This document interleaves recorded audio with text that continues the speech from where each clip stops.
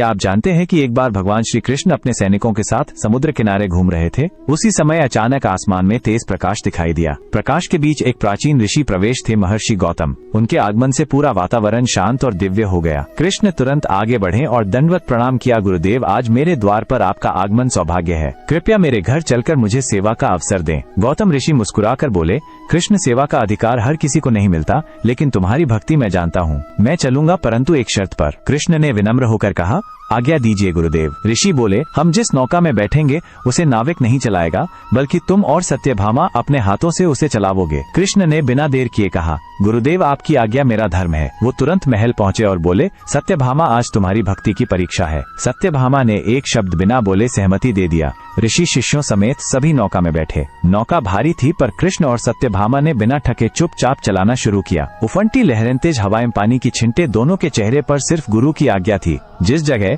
पानी गहरा होता, ऋषि गौतम ध्यान में बैठ जाते, जैसे देख रहे हों कि शिष्य का मन डगमगाता है या नहीं।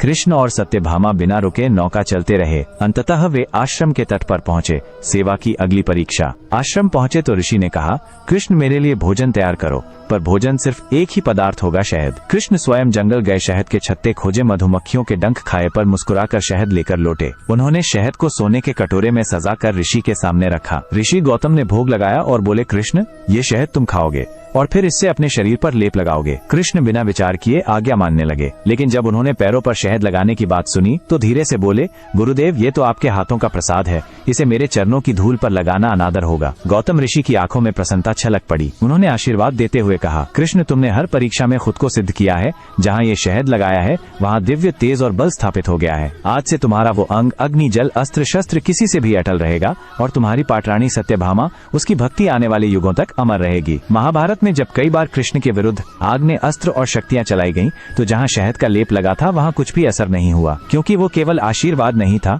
वो गुरु भक्ति से प्राप्त दिव्य कवच था। और हाँ, अगर आप भगवान कृष्ण के भक्त हैं तो कमेंट में लिखिए, जय श्री कृष्ण।